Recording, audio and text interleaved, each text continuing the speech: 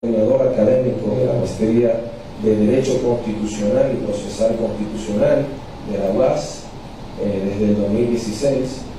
Es, como dijimos al principio, presidente de la Fundación Justicia y Transparencia. También ha fungido como representante de la República Dominicana del Mecanismo de Evaluación o Reportes Independientes IRM, de la Alianza para el Gobierno Abierto, AGA, y fue secretario general y actual secretario del Colegio de Abogados de la República Dominicana. Ha participado en congresos en México, Cuba, Uruguay, Francia, España, Colombia, Ecuador, Costa Rica, Puerto Rico, Panamá y Estados Unidos. Como ven, nuestro invitado del día de hoy es una persona a la cual el nombre del Comité de Estudiantes de Derecho de la Pontificia Universidad Católica Madre Maestra, así como el director de nuestra Escuela de Derecho, Samuel Ares, le damos una calurosa bienvenida y esperamos que el presente conversatorio sea de mucho provecho para todos ustedes. Recibámoslo, por favor, con un muy fuerte aplauso.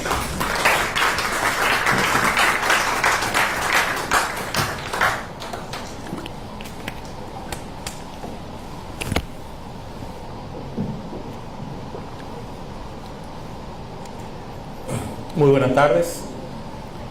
Mi saludo especial y extensivo a la Dirección General de Ética e Integridad Gubernamental y de igual forma pues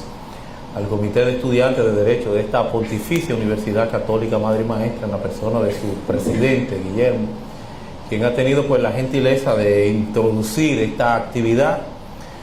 a todos los estudiantes, a los RAI, los responsables de acceso a la información pública de algunas entidades públicas estatales, que también nos están acompañando como parte de esa mecánica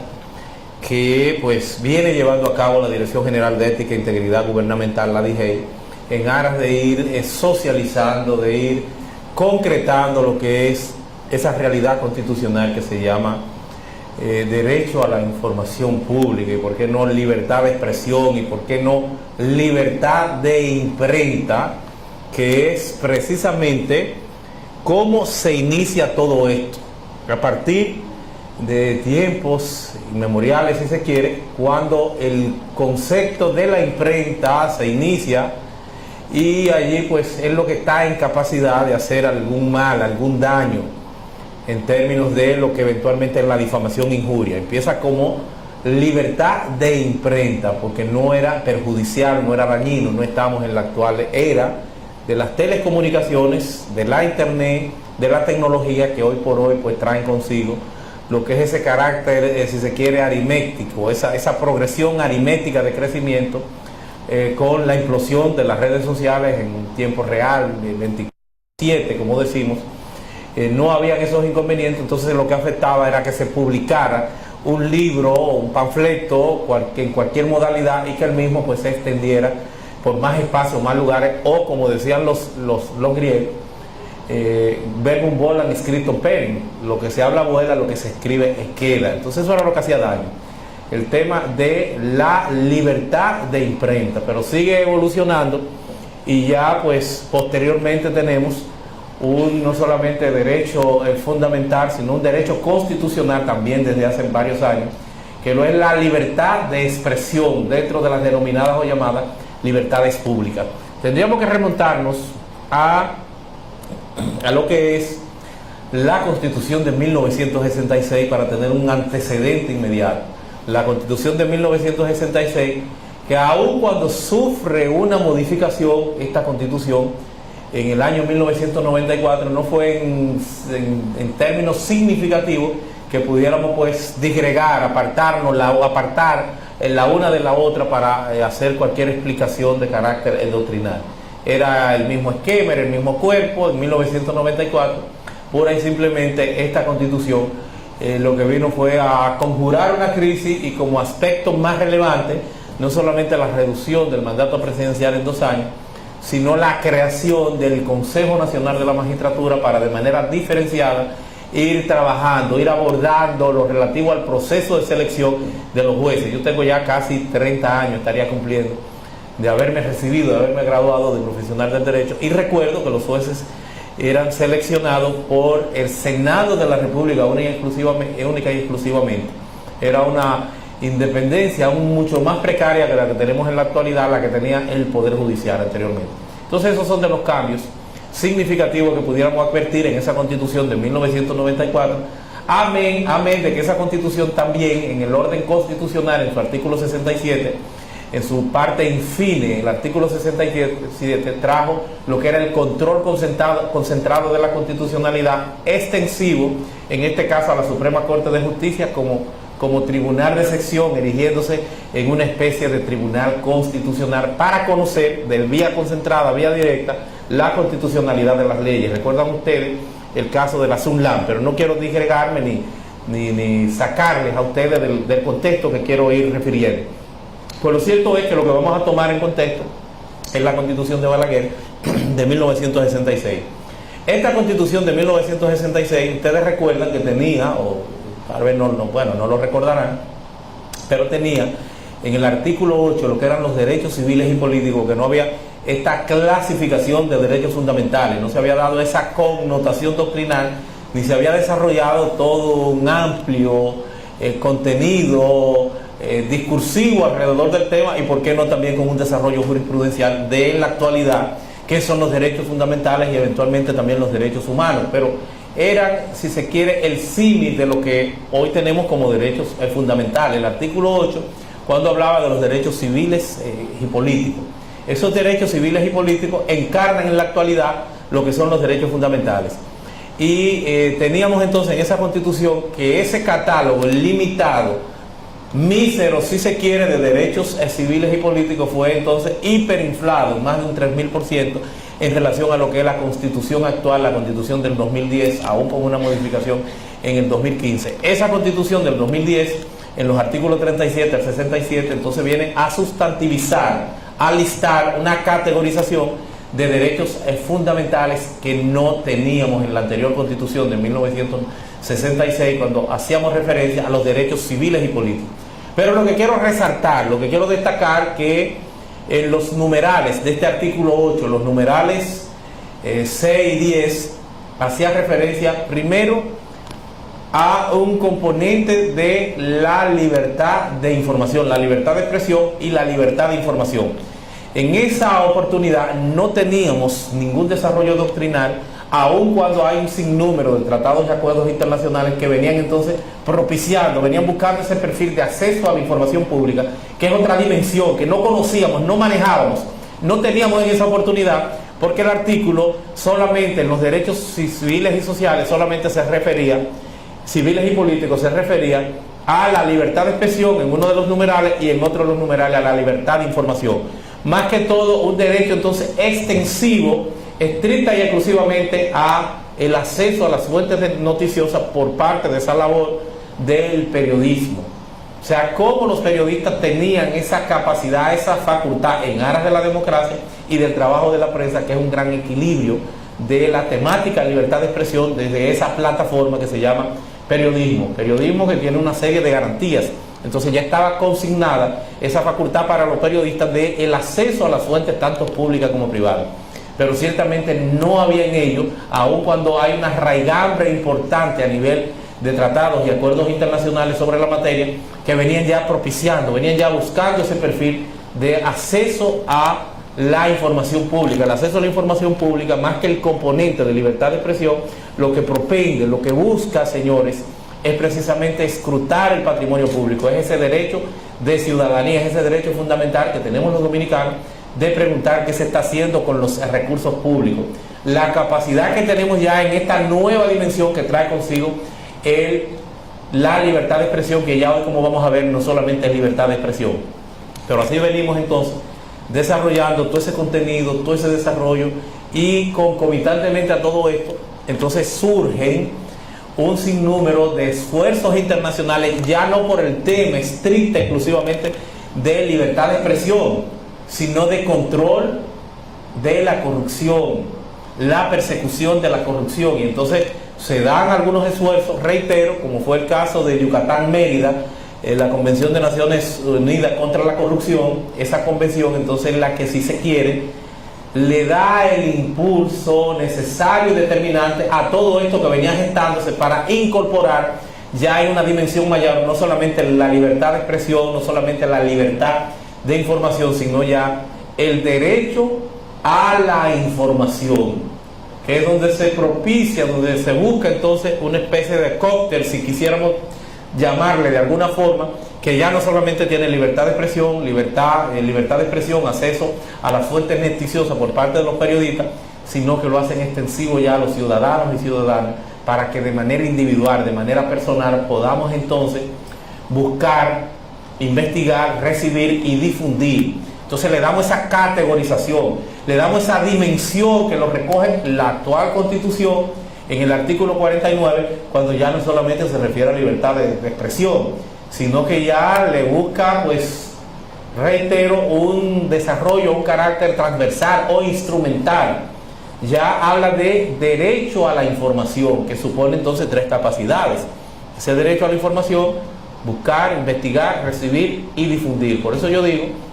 por razones de su creencia, si no tiene que trabajar los sábados, no se le puede obligar a los sábados. Si va a hacer algo que tenga que ver con el aborto, ustedes saben que de manera ortodoxa la religión, el cristianismo, pues uno de sus mandamientos es el no matarás, el tema de la vida por encima de todo. Entonces esos son aspectos que no se puede, en virtud de esa denominada llamada cláusula de objeción de conciencia, que no se puede coaccionar ni obligar a ningún periodista. En teoría no se le puede votar por eso dentro de ese ámbito de libertad de expresión. Digo que en teoría no se le puede votar por eso,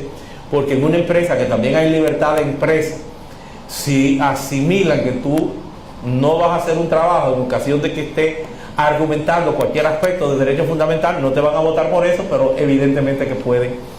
plantear, porque hay libertad de empresa y nadie está en la obligación de tener más allá a una persona. Pueden plantearte entonces votarte por otro aspecto, porque nunca se ha podido votar o se debe en términos jurídicos votar a nadie porque conteste con alguna militancia. No es por eso que te van a fabricar o te harán el expediente. Esa es la realidad, o sea que eso no es ningún avance significativo. Pero vuelvo entonces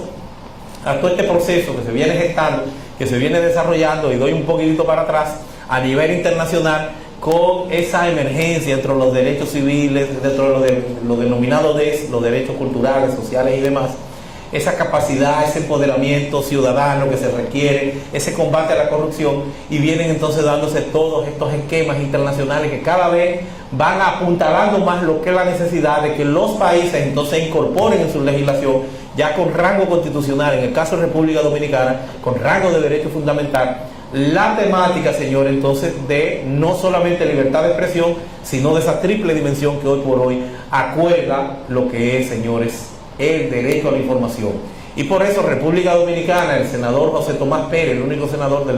del PLD en aquel entonces, después de esa convención de Mérida, y por qué no de otros antecedentes que venían ya haciendo imperativo, obligatorio por parte de la República Dominicana el que nos integremos a lo que es esa corriente, porque, reitero, saben ustedes que hay un esquema de tratados, acuerdos internacionales, sobre todo aquellos tratados y acuerdos que tratan sobre temáticas de derechos humanos, el rango, el valor vinculante que tienen para la República Dominicana. En la actualidad tenemos la denominada llamada vinculatoriedad del artículo 13, el artículo 7, numeral 13, de la Ley Orgánica del Tribunal Constitucional y los procedimientos constitucionales,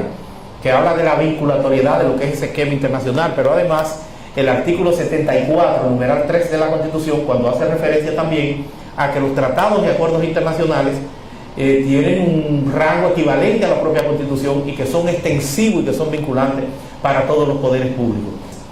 Pero también entonces en el componente jurídico, pues ya en el componente de derecho nos vamos a ver entonces con ese garantismo, con esa capacidad que tenemos todos a partir de las garantías jurisdiccionales de tener un acceso a la justicia para escrutar, para pedir, para exigir, y con ello de la mano entonces ya lo que fue posteriormente la emergencia, la necesidad de la ley 200-04, que es la ley entonces que instituye el acceso a la información pública. El acceso a la información pública por exigencia en principio del esquema internacional, del avance, de la constitucionalización del derecho, de la triple dimensión que posteriormente alcanzó ese derecho a la información en la Constitución Dominicana, en el artículo 49, y que ya hoy por hoy hay que entonces socializarla, hay que ponerla, hay que explicarla, porque es una herramienta a la que debemos todos aferrarnos para exigir. ¿Y por qué debemos exigir? ¿Por qué no tenemos que estar marginados? ¿Por qué no tenemos que estar ajenos a la ley 200-04 y su reglamento de aplicación? ¿Por qué ha tenido el Estado dominicano que desarrollar la Dirección General de Ética e Integridad Gubernamental? ¿Por qué ha tenido que darle la capacidad de órgano rector de todo el andamiaje jurídico, administrativo y operativo de la ley 200-04? Incluso tienen en la actualidad lo que es el SAI, lo que es un sistema para el seguimiento por la vía virtual, digital, en donde convergen todas las entidades, todas las instituciones, para que puedan ellos entonces desde ahí, o para que podamos los ciudadanos hacer las exigencias. Entonces yo creo que es importante que le demos un uso intensivo, le demos un uso profuso a esa capacidad. ¿Y por qué tenemos que hacerlo? ¿Por qué no podemos estar ajenos a ello? En el día de hoy estamos asistiendo a esta actividad y tal vez no hemos reflexionado, no hemos pensado que hay un esquema fiscalista. Hay un esquema fiscalista, hay un esquema impositivo de recolección de impuestos que son los que sirven entonces para concretar, para desarrollar, para amasar lo que es la configuración del denominado llamado presupuesto general del Estado. Y yo siempre tengo que irme a los años de Balaguer, en donde la denominación que se le daba no era presupuesto general del Estado, sino proyecto de presupuesto y ley de gastos públicos. Ese es el término correcto: proyecto de presupuesto y ley de gastos públicos. En la actualidad estamos a la vuelta de la esquina por aprobar lo que es el presupuesto general del Estado, que es la denominación que tenemos en el orden constitucional ahora mismo. Y ustedes oyen hablar de cifras astronómicas de 821,000 tantos millones de pesos, y nos preguntamos dónde está ese dinero. Ese dinero es un espejismo, ese dinero es una proyección, ese dinero es un cálculo estadístico. Ese dinero es producto y fruto en esa proyección de los bolsillos nuestros, del trabajo nuestro, de la capacidad impositiva que tenemos. En otros países donde hay un esquema fiscalista que está pues más conteste, si se quiere, con lo justo, pues quien tributa es el que más tiene. Por eso ustedes ven que en Estados Unidos hay personas que tienen que no tener ese enfoque de sobreacumulación, o que todos los años aparecen, como el de la Microsoft y otros, y ahora en la actualidad los dueños de Facebook, haciendo donaciones multimillonarias en dólares para causas, como también los ricos al final tienen que hacer gastos exorbitantes que tú no te imaginas. Dices, bueno, pero ¿para qué comprar este carro de lujo? Bueno, tienen que hacerlo en muchos casos, porque es tanta la entrada que han tenido que tienen entonces que tributar, y para no tributar entonces lo que los representan es en un gasto, o para no dar esa cantidad, porque aquí además tenemos el denominado, el nombre que se le da, el denominado anticipo. El anticipo, que no solamente es lo que tú das al final, sino una proyección de que vas a ganarte eso mismo y tienes que darlo doble, tienes que darlo en el año. Si te ganaste $1.000.000 de pesos, te van a ese $1.000.000 de pesos que pagas en el momento, o lo que pagas de impuestos sobre la renta, el 29 de ese $1.000.000 de pesos, entonces tendrías que también te lo dividen para que vuelva a pagarlo el próximo año ya como anticipo a una proyección que supuestamente tú te pudieras ganar. Pero lo cierto es que este esquema fiscalista, por demás injusto, porque quienes más tributamos somos nosotros, y quienes más tributamos somos nosotros porque dependemos de impuestos indirectos. Los impuestos indirectos fundamentalmente caen en manos del que menos tiene, del que no está determinado, del que no está identificado. Un impuesto indirecto lo es el ITEVIS, el 18%, con una base impositiva amplia, luenga, grande, que no muere en manos del comerciante, del empresario, del que tiene el dinero, del que hace el negocio, muere en manos del consumidor final. El empresario muchas veces lo que hace es que se hace evasión, se queda con esa cantidad, ese 18% que pagamos nosotros, y ni siquiera se lo entrega a la renta. Entonces, la realidad es que si es el ITEVI, somos nosotros que pagamos, y descansa en gran medida esa proyección presupuestaria, somos nosotros que lo estamos pagando. Pero si nos vamos a otro impuesto indirecto, nos vamos a encontrar con la gasolina. Se está pagando por concepto de un galón alrededor de 90 o 100 pesos. Eso pagamos nosotros cada vez que nos subimos en un carro. y así un concierto impositivo de temas indirectos que son extensivos a todos, que salen de nuestro bolsillo. Si hacemos un cálculo, no tendríamos ni siquiera cómo advertir la cantidad de dinero que ya nosotros hemos pagado, aún quienes no trabajan, lo pagan sus padres, pero que son un teléfono, las telecomunicaciones, ni siquiera el 18, el 2 y el 10%, un 30%, cada vez que utilizamos un minuto en un celular, en comunicaciones, en internet, estamos pagando, y el ITER, reitero, es extensivo a todo. Entonces de ahí es que sale ese dinero, de los bolsillos nuestros, cada vez que interactuamos o participamos en cualquier escenario, en cualquier actividad de la vida, porque estamos en una sociedad mercantilizada. Entonces tenemos que pagar todos los días una cantidad significativa de dinero, que es de donde sale ese presupuesto, que se suple de la tasa, de las contribuciones especiales y sobre todo de los impuestos y de otras modalidades más de tributo, que es lo que va engrosando esa capacidad. Por eso se habla de presupuesto deficitario, porque aún las proyecciones no nos alcanzan para hablar de 800 y tantos miles de millones de pesos, y por eso hay que recurrir entonces a préstamos y demás. Entonces por eso tiene que preocuparnos, por eso debe importarnos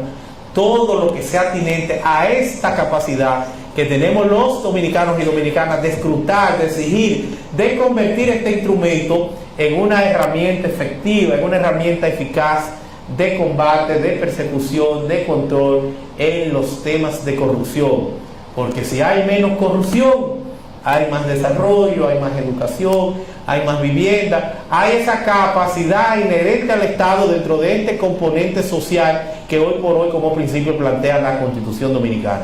El Estado tiene que resurgir, volver a sus orígenes, que es lo que hace mandatorio esta Constitución. Y digo que lo hace mandatorio porque nosotros, si nos remontamos a la década de los 90, nos vamos a encontrar con que la tendencia marcada que había en ese entonces del liberalismo era del neoliberalismo, esa corriente filosófica, ideológica, pero sobre todo económica, que decía que el Estado no tenía que ser un provisor de bienestar, que el Estado no tenía que intervenir. Y como tal, esa corriente en el orden internacional ubicó al Estado como inservible, ubicó al Estado con un grado de mínima intervención, y empezaron a vender todo. Empezaron a vender y así también a instaurar unos esquemas como es el esquema de la seguridad social, la estafa del siglo, la seguridad social,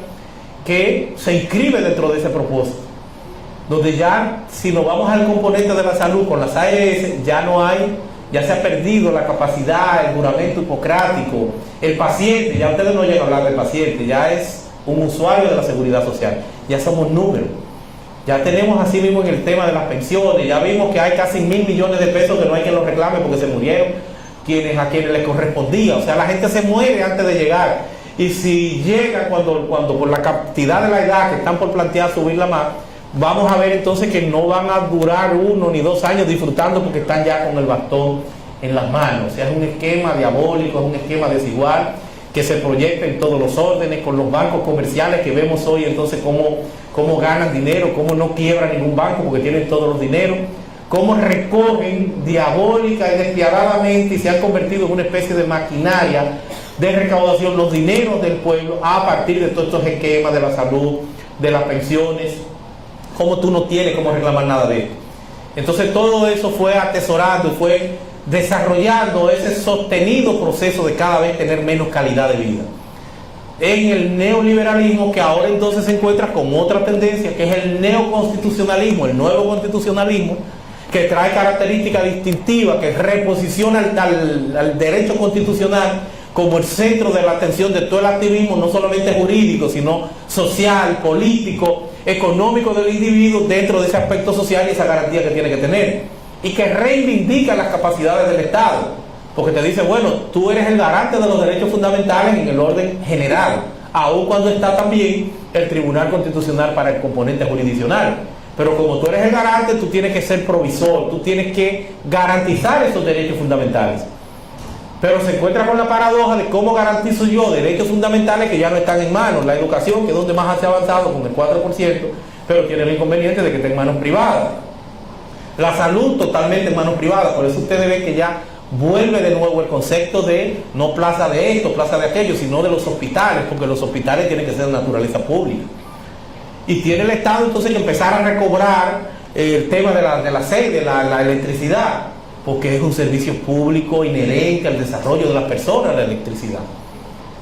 Y así sucesivamente tiene el Estado entonces que reorientarse, reencontrarse con esas facultades. Y por eso tenemos entonces que participar de ese esquema, de ese escenario que nos brinda, que nos da herramientas como es la Ley de Acceso a la Información Pública, de que podemos en cualquier entidad del Estado, aquellos temas que tienen vocación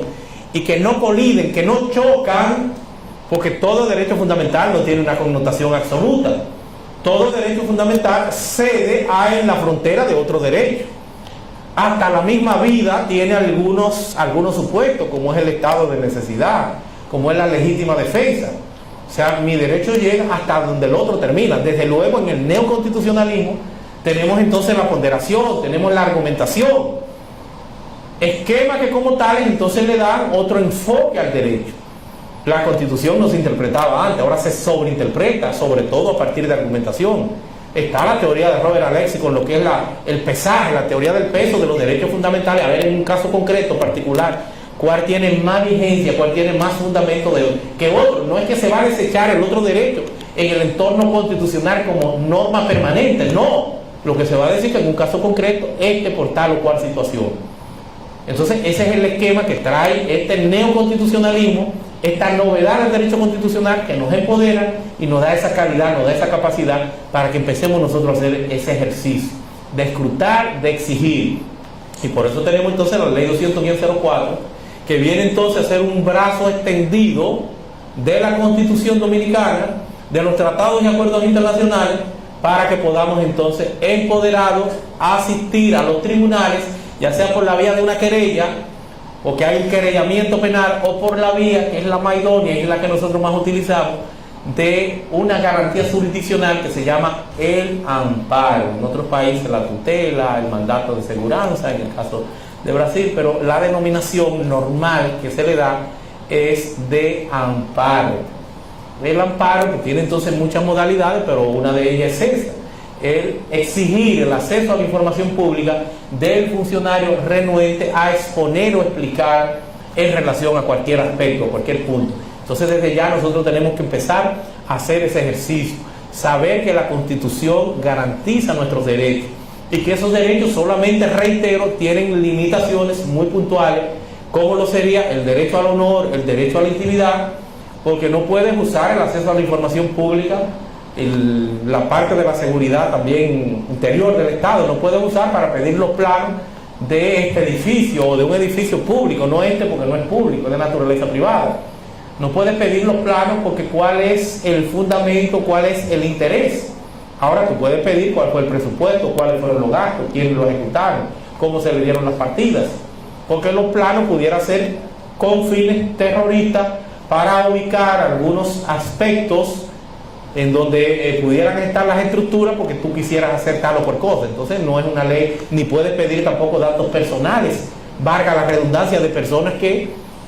no son relevantes esos datos o esos temas dentro de ese acceso a la información pública. Y tienes unos días, 10, elevado eventualmente 15, puedes pedir prórroga con la ley de acceso a la información pública para entonces judicializarlo. Ahí opera lo que es el silencio administrativo, que puede ser negativo o positivo. Es negativo con que el plazo se haya cumplido sin que te den ninguna respuesta, y eso entonces te habilita para que tú puedas incoar cualquier recurso. Es positivo el silencio administrativo para dar un ejemplo, y es parte de lo que es el desarrollo de la nueva temática administrativista en el contexto del derecho constitucional. Si dicen que toda la administración pública, en este caso la administración tributaria, tú radicas un recurso y si en 90 días no te asimilan el recurso o no te dan ninguna respuesta, entonces eso opera como un silencio administrativo positivo que puedes tú posteriormente entonces exigir en los tribunales de la República. Pero lo que quiero solamente es quedar con el silencio administrativo negativo cuando no te dan en tiempo oportuno lo que se corresponde con la información. Yo en definitiva, y con esta parte pues concluyo para que demos paso a algunas, no necesariamente tendrán que ser preguntas, puede ser alguna experiencia, no tengo en este tema ni en ningún otro verdad absoluta. Esa es la belleza de la democracia, la capacidad que tenemos de disentir, de estar o no de acuerdo en un punto. Entonces no solamente aceptamos que pueda hacer una pregunta, sino también cualquier observación o cualquier participación que venga a aportar al tema, porque reitero, no poseemos ni tenemos verdad absoluta. Yo lo que quiero a ustedes decirles finalmente que tenemos que buscar, hurgar en nuestra Constitución que dentro de ese esquema, dentro de ese nuevo desarrollo, dentro de esa nueva visión, hoy por hoy, proyecta entonces esa capacidad que tenemos nosotros en todo el sentido, en todo el orden, de tener una participación, ya sea a través de un mecanismo de participación social o ya sea por los otros mecanismos participativos que plantea la misma Constitución, el artículo 139. Es una legitimación casi general para que podamos pedir, exigir lo que es la institucionalidad, lo que es el sometimiento pleno dentro del Estado social, el componente del derecho, el sometimiento pleno de la administración a la institucionalidad. Por eso existe una acción de amparo, de cumplimiento, y por eso se ha elevado a la categoría de derecho fundamental, señores, lo que es en la actualidad la categoría de derecho fundamental, que hoy por hoy tiene la buena administración. La buena administración que tiene que observar la administración pública en todo su accionar,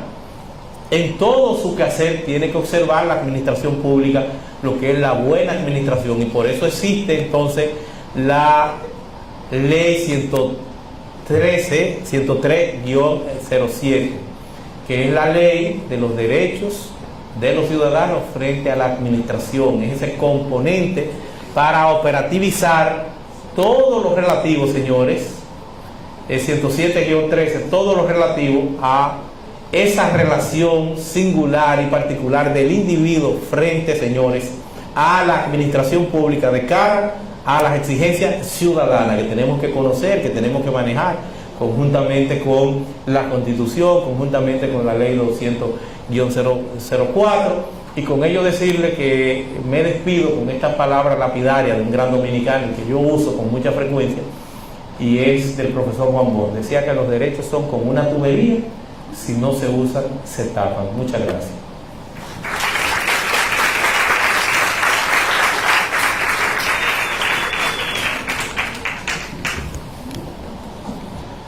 Bien, ha sido excelente la exposición del licenciado Cotentini acerca de este interesantísimo tema, ¿verdad? Interesante ver cómo el desarrollo histórico de este tema, que viene impulsado o provocado, ¿verdad?, por los organismos internacionales, inclusive otras áreas, ciencias sociales, ¿verdad?, como lo es el periodismo, y que están tan ligadas a este tema. Y fíjense cómo el profesor Cotentini tocó tantos aspectos, conté yo desde el derecho constitucional, administrativo, hasta el derecho a la intimidad, derecho de la buena administración. Entonces, como se fija en este tema, tiene mucha tela por donde cortar. Por eso hemos llegado a la parte más interesante, diría yo, que es la parte de las preguntas, de los comentarios, donde podemos socializar este tema. Por supuesto, tienen que levantar su mano. Recuerden que aquí no mordemos, al contrario, queremos que ustedes hagan sus preguntas. Sin embargo, yo empezaré por una, ¿verdad? Profesor, usted mencionaba que bueno, como derecho fundamental, Préstame una cosa para anotar la pregunta. el derecho al acceso.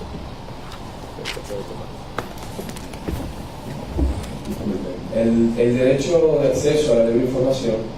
no se constituye como un derecho absoluto, y usted hablaba de unas desmembraciones que me parecieron muy interesantes, sobre las cuales me gustaría que usted volviera a hablar un poco sobre ellas. Creo que entendí que usted habló de que el derecho al acceso a la información se desprende en buscar, investigar, y el otro se me escapa. Y quisiera hablar un poquito más sobre eso, porque eso nos ayudaría a entender, ¿verdad?, este concepto de derecho al acceso a la información. Más bien una pregunta, quiero hacer una exhortación y agradecerle que estas charlas se lleven a las universidades, donde creo que está el material que va a gobernar en el futuro, los que van a incidir en el futuro. Si ellos conocen, si ellos entienden sus derechos, podrán aplicarlo. Pero más bien también quiero aportar de que en la medida en que se publiquen y se den a conocer nuestros derechos, también se publiquen y se den a conocer cuáles son nuestros deberes, porque al cumplir con ellos estamos en capacidad de exigir. Si el ciudadano no cumple sus deberes, no puede exigir derechos. No hay manera posible de hacerlo. Si usted no cumple con lo que tiene que hacer, es imposible usted procurar que se cumplan los deberes de los demás. Yo creo que es más que todo una invitación, como les puedo reiterar, de que los jóvenes, no es que yo sea viejo, sino que ya tengo familia, tengo ya otro contexto quizás, pero los que están estudiando deberían abocarse a vivir una vida de cumplimiento de deberes, de mejorar la condición de su alrededor, para que después eso vaya incidiendo y permeando en la de los demás. Creo que sería muy sabio actuar de esa manera. Y gracias por la comunicación. ¿Otra pregunta? Sí, en la lectura de Gracia Blanca del doctor mencionaron que fue responsable del mecanismo de asesorismo, responsable del mecanismo de investigación de la Alianza para el Gobierno Abierto. Me gustaría que usted explicara cómo la Alianza ha contribuido para que se creen mecanismos para que la población pueda ejercer de manera más efectiva el derecho al acceso a la información pública. A la triple dimensión que hoy por hoy en ese desarrollo, en ese proceso reivindicativo, por eso yo le hablaba de la génesis de la libertad de expresión, que inicialmente pues inicia como libertad de imprenta y que posteriormente pues se va explayando, se va desarrollando, ya que en el orden democrático, y que es el proceso, los hitos históricos, la Revolución Francesa, la Revolución Inglesa, aquello más emblemático, ¿verdad? La Guerra de Independencia norteamericana, la Guerra de Independencia dominicana, todo ese movimiento, todo ese proceso constitucional, que es lo que se denomina como constitucionalismo y que es lo que posteriormente incorpora en un documento que se llama Constitución, ya a la hora de generar una Constitución, todas esas reivindicaciones que vamos plasmando, y por eso hoy por hoy nosotros tenemos ya lo que es la consideración más oportuna, más acabada, más terminada del Estado, no Estado social, no es Estado de derecho, es Estado social y democrático de derecho. Una transgresión, una conculcación a su intimidad, a su honor, a su honra, diferente a si ese mismo caso tiene otro ámbito o otro escenario. Por eso vemos que en el orden interamericano, lo que es el sistema interamericano de protección de los derechos humanos, tanto la Comisión como la Corte Interamericana, y por qué no también los acuerdos y tratados internacionales que componen esta materia en el orden regional, hoy por hoy se está hablando ya, o se está planteando lo que es pues que el delito de palabra esté despenalizado. Esa es la corriente, y por eso vamos a ver que lo que se atacará siempre serán los bolsillos, las indemnizaciones, las condenas en daños y perjuicios, pero fuera de ahí, porque eso hay que protegerlo con celo, porque la libertad de expresión, el derecho a la información en su contextualización triple, hoy por hoy supone entonces esa capacidad que tenemos los individuos. Joel hacía una sugerencia de los deberes. Claro que sí, que tiene que haber una intensa campaña de seguimiento, de socialización, como está haciendo la DIGE. Esto lo hicimos en la Universidad Autónoma de Santo Domingo. La Fundación Justicia y Transparencia también viene trabajando todo este tema. Y sí, porque siempre hay esa contraparte, no solamente son derechos, también hay deberes. Y por eso hay algunos deberes que hoy por hoy se le ha dado una connotación mayor cuando se habla de deberes fundamentales, que están listados en el artículo 75, deberes fundamentales, al igual que derechos fundamentales, la protección del medio ambiente, el denunciar, el velar por la transparencia, todos son deberes fundamentales que de manera cívica tenemos que asumir y que tenemos que lograr que sean una realidad. Y la última pregunta que me hicieran acá es en relación a la Alianza para el Gobierno Abierto. ¿Qué es eso? Un mecanismo del cual nosotros pues fuimos parte como el componente independiente en la República Dominicana para hacer una evaluación y servir algunos informes. Se trata de un órgano intergubernamental compuesto por una cantidad significativa de estados, tiene que ir ya a unos 90 estados del mundo, que hoy por hoy están convirtiendo esta alianza para el gobierno abierto en una especie de filosofía política administrativa. Yo creo que ese es el futuro de la democracia, porque lo que hace es que retoma una serie de elementos, los deslinda, los pone como ejes centrales en todo el activismo gubernamental cuando se habla de gobierno abierto, y lo que propende es a la rendición de cuentas, a la transparencia, al uso de la tecnología y a la participación ciudadana, una especie de joint venture entre Estado, sociedad, o gobierno y sociedad, y ya se habla ni siquiera de gobierno abierto, sino de Estado abierto, para que entonces presentemos un programa que sea el componente de esa sinergia que se da entre sociedad civil, entre participación social, entre lo que sería rendición de cuentas y lo que sería el uso de la tecnología, y entonces empecemos a acercar al individuo a esa mecánica de exigencia. Se hace en la República Dominicana lo que son planes de acciones, donde el Estado se compromete a observar un sinnúmero de pautas, como lo es, por ejemplo, el tema de República Digital. República Digital sale de gobierno abierto, el mismo gobierno electrónico, que aun cuando antecede a todo este proceso, pero se incorpora, porque se quiere un gobierno más cerca, más fácil al individuo. Por eso se habla ya de datos abiertos, no es solamente de acceso a la información, y se habla del acceso al acceso, de disminuir la brecha digital. Son de los derechos hoy que se están discutiendo, de que si vamos a hablar de tecnología, de que si vamos a hablar de acceso a la información pública, los datos que se están sirviendo estén en formatos abiertos que sean reutilizables, que podamos lograrlo. Pero esa es otra temática, otro fundamento que vamos a ver con mayor extensión, propiedad, en alguna otra oportunidad que perfectamente podremos coordinar posteriormente con este activo comité de derecho. Y con eso, pues, las gracias a ustedes, y concluyo. Bien, por supuesto que sí, profesor. Usted sabe que tiene nuestro foro abierto siempre que quiera. Usted y la Fundación, ¿verdad?, Justicia y Transparencia, así como también a la Dirección de Ética Gubernamental. Al público. Nada, señora, creo que esto ha sido súper interesante. Espero que cada uno de ustedes haya aprovechado las palabras del profesor Potentini, y de igual forma las preguntas y cuestionamientos que se hicieron. Y nada, señores, esperar, ¿verdad?, que sigamos fortaleciendo las instituciones públicas, sigamos exigiendo a través de este importante derecho que tenemos constitucionalizado ya,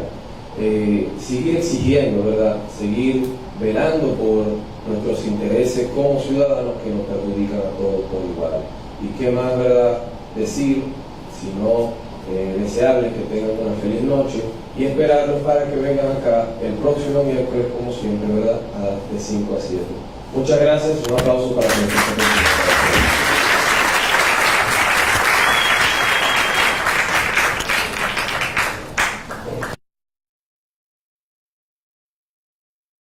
es por